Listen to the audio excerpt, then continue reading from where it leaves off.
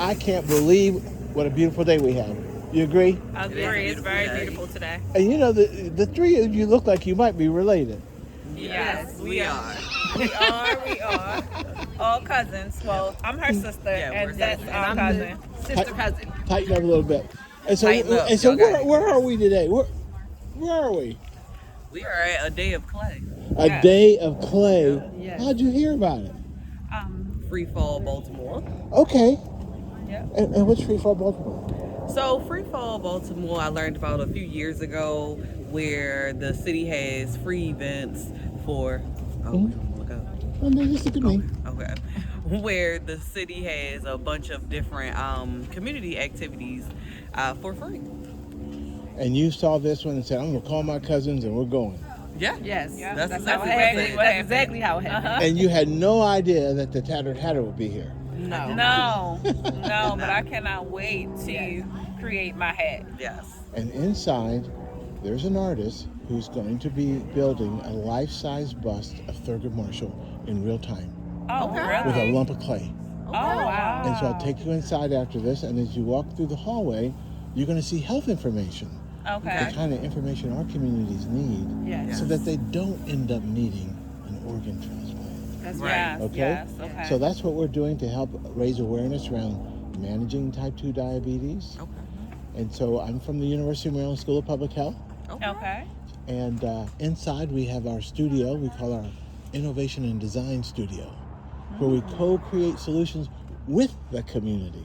Okay. And that we think that the arts is a good way of bringing people in. Yes. Yes, What do you think? absolutely. It is. Absolutely It great definitely idea. is. Yes. Yes. Now, before we close out, do you know anyone living with diabetes? Yes, we do know quite a few people living with diabetes. We actually lost our grandfather to diabetes.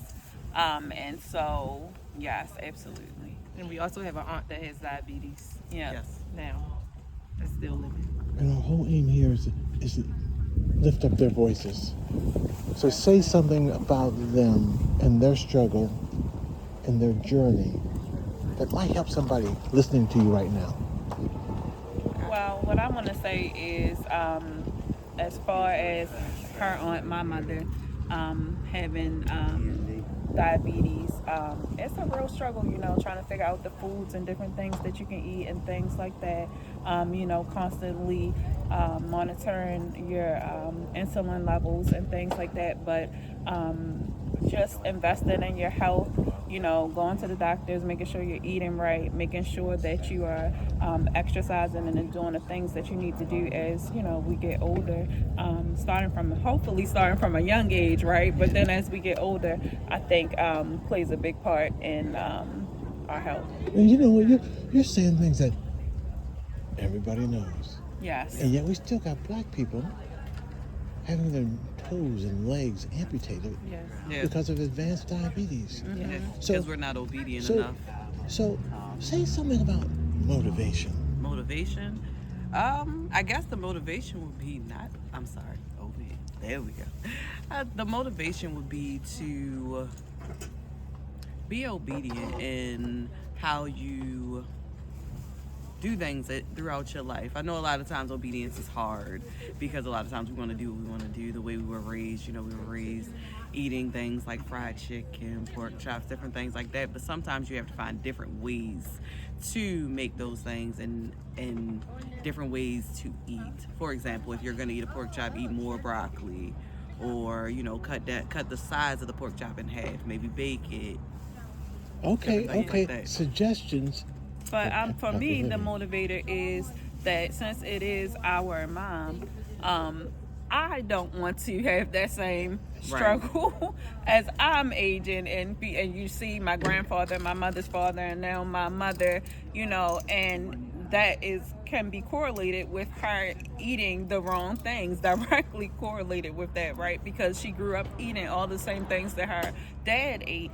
And so I don't want to live like that for the rest of my life. So I'm being proactive now and actually engaging in eating more of the right things so that I hopefully won't end up in the same situation. Well, that's amazing because when you go inside, you're going to see some of our healthcare partners. sending that message. So what do you think about bringing that kind of a message in with a festive hat making and festival idea? I think it's a great opportunity. Just bringing in the arts collaboration with the health, because for me, my mother didn't have diabetes. My aunt does, but my mother had cancer, and early detection would have been crucial in her treatment.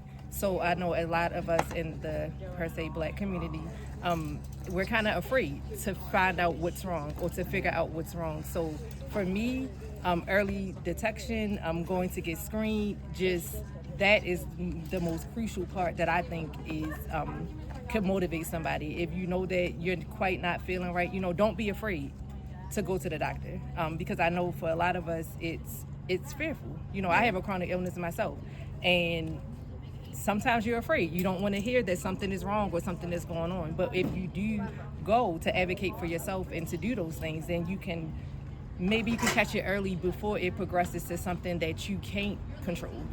As far as you said, like amputations, maybe you can catch it early enough, whereas though that wouldn't even be an option for you. So early detection, getting screened, and just being your own advocate for your own health is that's me. That's what motivates me.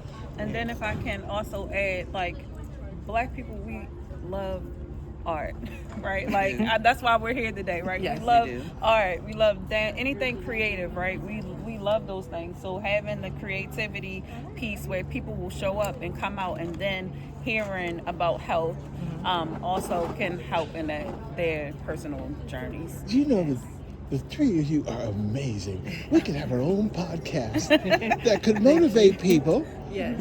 Because we need to be motivated. Yes. So in addition to what you're going to learn here today, what do you think about being able to come here for a cooking class? Oh, we Or would food show up. tasting. We would Yes, love that. we would love it. Just tell us the day and the Yes, time. we'll be there. We will be here. Let us know. And what if we said, bring your grandmother's recipes, Oh yeah. and we'll Okay. translate them into recipes for long life, okay? Wow. That reduce yeah. the risk, Wow. but keep the flavor. Okay. And That most would be importantly, awesome. keep the story, right? Yes. Right. Yes. Because all the dishes have a story. That's They right. do. They do. That's right. Absolutely. We That would would be love great. that. Well, thank you very much. First name, just boom, Thank boom, boom. Tamia. Tierra. Taisha. Oh boy, The three T's. we could have a show. They call me Dr. T. All right. All Oh, right, another Dr. T. T. Yeah, and Okay. we bring health services into the barbershops and the beauty salons, Okay. and it's called HAIR. Okay. Health Advocates in Reach and Research.